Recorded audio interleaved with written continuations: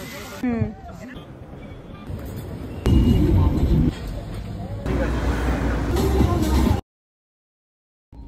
guys, welcome and welcome back to my channel. তোমরা যারা নতুন আমার চ্যানেলটা প্লিজ সাবস্ক্রাইব করে দিও আর আমার চ্যানেলের প্রিভিয়াস ভিডিওগুলো দেখে আসো। Welcome to another Kashmir series video. এটা হচ্ছে পার্ট 4 আর আজকে আমরা যাব Sonamarg, last day of Srinagar. আজকে এখানে ইফতারের জল দিচ্ছিল, যেহেতু এটা রোজার টাইম ছিল। আমরা খুব তাড়াতাড়ি সোনমার্গে পৌঁছে যাই। আর একটা কথা, গুলমার্গে যেতে হলে নিজস্ব গাড়ি নিয়ে যাওয়া যাবে না, কারণ আমরা যখন গেছিলাম তখন ওপরে ওঠার জন্য ওদের গাড়ি নিতে হয়। একটু বার্গেনিং বা একটু খোঁজ খবর নিলে পরেই লো কস্টে তোমরা পেয়ে যেতে পারো, কিন্তু সোনমার্গে নিজস্ব গাড়ি নিয়ে আসা যায়, কারণ এটা রাস্তার পাশে একটা ওপেন প্লেস। এখানে বেসিক্যালি শুধু বরফ আর এক্সট্রা কিছু নেই, কিন্তু এখানে অনেক আইস স্কেটিং বা অনেক অ্যাক্টিভিটিস আছে। গুলমার্গেও বরফ ছিল, কিন্তু এখানে বরফ অনেক বেশি। আর ওইখানটায় যেরকম ছাউনি ছিল, আশেপাশে দোকানপাট ছিল, এখানে কিন্তু সেরকম কিচ্ছু নেই।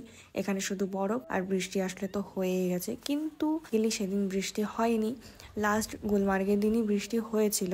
আর আমরা যখনই ভেতরে যাই তখন রোদ ছিল, কিন্তু যখনই আমি ফটো তুলতে যাই তখনই রোদ চলে যায়, জানি না কেন। তারপর আবার যখন চলে আসবো তখন আবার রোদ উঠে যাবে।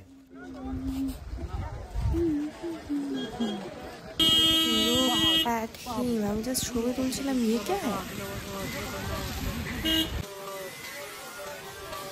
আমরা গিয়ে জুতো নিয়ে নিয়ে জ্যাকেট নিয়ে নিই, কারণ সেদিন বৃষ্টি হচ্ছিল না, ঠান্ডাটা একটু কম ছিল। আর রোদ থাকলে ঠান্ডাটা কমই থাকে, ঠান্ডা অতটা বোঝা যায় না। তো সোনমার্গে সারাদিন আমরা কাটিয়েছি। তারপর ওখান থেকে আমরা বেরিয়ে পড়লাম রুমের দিকে, কারণ আজকে শুধুমাত্র সোনমার্গেই আমরা থাকবো। আর সোনমার্গ থেকে আমাদের রুমটা অনেকটাই দূর, তো যেতে অনেকটা টাইম লাগবে। আমরা রাস্তার পাশে একটা জায়গায় দাঁড়িয়ে লাঞ্চ করি। লাঞ্চে আমাদের ছিল বিরিয়ানি। যারা বিরিয়ানি খায় না বা খেতে চাইনি, কারণ যেহেতু অনেকটা ট্রাভেল করতে হতো, তাদের অপশানে ছিল রাইস আর চিকেন। তো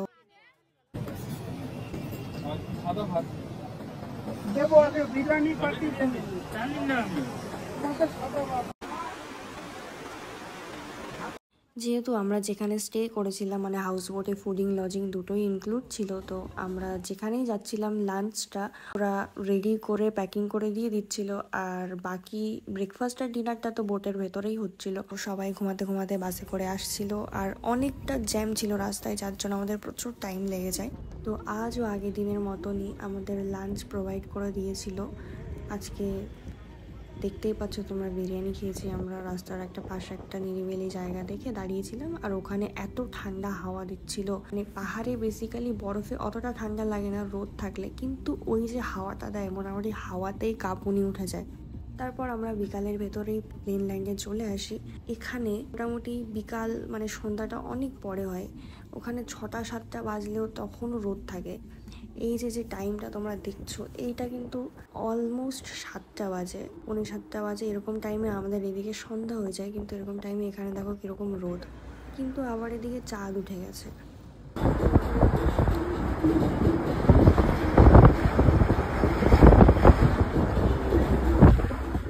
রোজার মাস ছিল বলে আমাদের ড্রাইভারটা ইফতার করার জন্য একটা সাইডে দাঁড়িয়েছিল। আমরা গ্রোসারি শপে ঢুকে একটুখানি এক্সপ্লোর করছিলাম, আশেপাশে দেখছিলাম।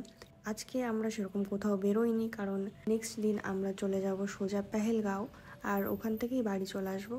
তাই রুমে সবাই এসে প্যাকিং করছিল, কারণ পরের দিন সকাল বেরোবো, তো সকাল রেডি হওয়ার একটা ব্যাপার থাকে, তখন প্যাকিং করার টাইম পাওয়া যায় না। আমরা রুমে এসে খাওয়া দাওয়া করে ডিনার করে শুয়ে পড়ি। নেক্সট ভিডিওতে দেখা হচ্ছে, যেটাই আমি পুরো পেহেলগাঁওটা কভার আপ করেছি। তো ওই জন্য আজকের এই ভিডিওটা একটু ছোট হলো। Thank you for watching, bye by.